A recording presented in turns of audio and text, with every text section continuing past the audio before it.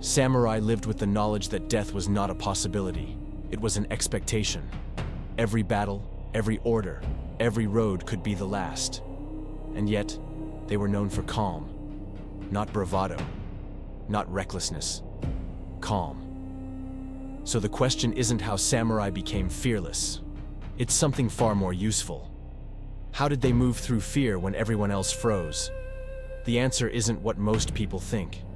And it works better than anything modern psychology offers. In the next few minutes, you'll learn 4 principles that rewire how fear works. Not philosophy to think about, techniques to use before that presentation, that conversation, that risk you've been avoiding. By the end, you'll understand why samurai could face their mortality with clarity, while most people freeze before a difficult email. And more importantly, how to do the same.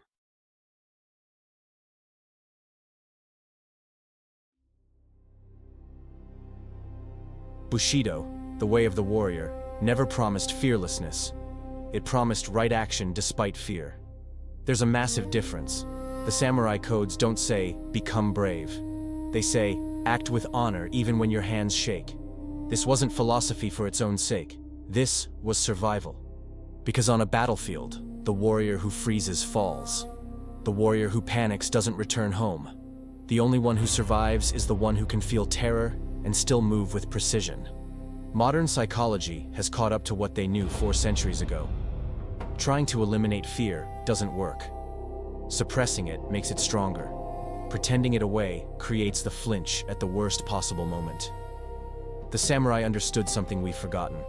Fear is information, not an enemy. It tells us what matters. It shows us where we're vulnerable. The question was never how to stop feeling it. The question was how to stop it from making the decisions. There's a concept in samurai training called Fudōshin. It means immovable mind, or unshakable spirit, like a mountain that stands while storms rage around it. The wind screams and rain hammers down, but the mountain doesn't flinch. It simply remains. This was the foundation of samurai strength. When chaos erupted on the battlefield, the samurai who survived wasn't the one with the fastest blade. It was the one who kept his center, whose mind didn't scatter. Fudōshin was trained into the body through practice. Samurai would hold stances for extended periods without moving. Legs burning, minds screaming to quit, but they stayed. They were teaching their nervous system. Discomfort doesn't require reaction. Every time they held position despite the urge to collapse, they built pathways that said, pressure doesn't break me. The modern equivalent shows up before difficult moments. The instinct is to pace, check phones, discharge tension. Fudōshin offers a different path. When fear arrives, plant the feet. Stand solid. Breathe deep. Not to suppress the feeling, but to prove that feeling everything and remaining grounded can coexist.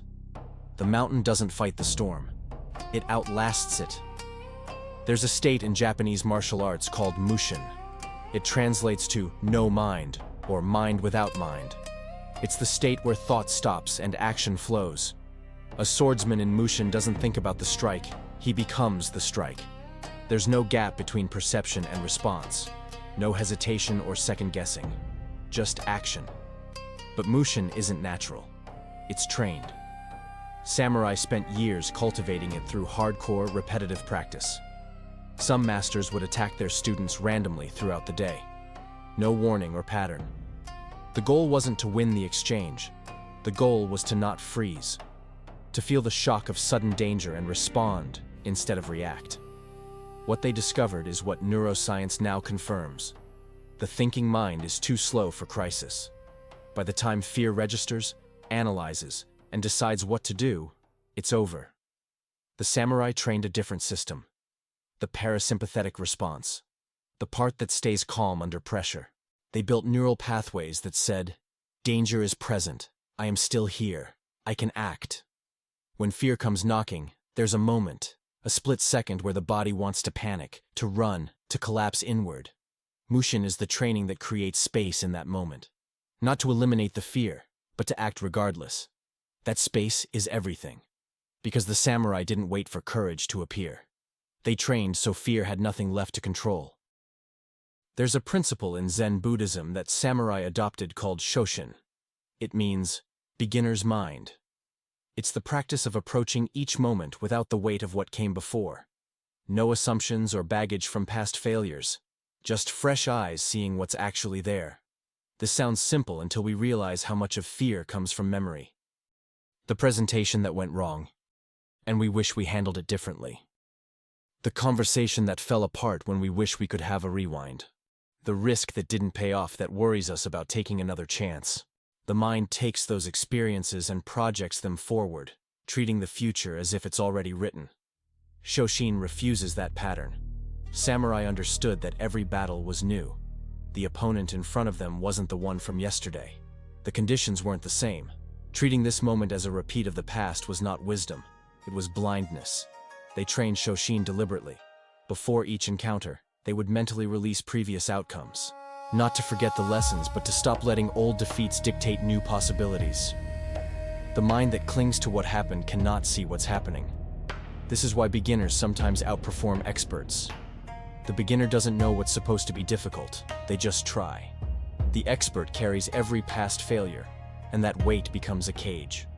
When fear rises before something challenging, part of that fear is memory speaking. The mind saying, "Remember what happened last time." The practice is to acknowledge that voice and set it aside. This moment isn't that moment. The samurai didn't become masters by carrying their defeats into every new encounter. They became masters by meeting each challenge with the openness of someone facing it for the first time. There's a concept in martial arts called Heijōshin. It means constant stable mind, or everyday mind. Not calmness in ideal conditions, but calmness when all hell breaks loose. The samurai didn't just practice sword techniques in comfortable dojos. They trained in storms, at night, on ice, while exhausted and hungry. They deliberately sought out the conditions that made everything harder, because they knew fear doesn't attack when we're strong. It attacks when we're weak. When we're tired, alone, already doubting ourselves. That's when it strikes. If a warrior only trained when he felt confident, when conditions were perfect, then the first time he faced real battle in mud and rain and exhaustion, he would break. Miyamoto Musashi wrote in the Book of Five Rings about practicing every day under all conditions. Not some days, every day no matter what. Because the enemy doesn't wait for ideal circumstances.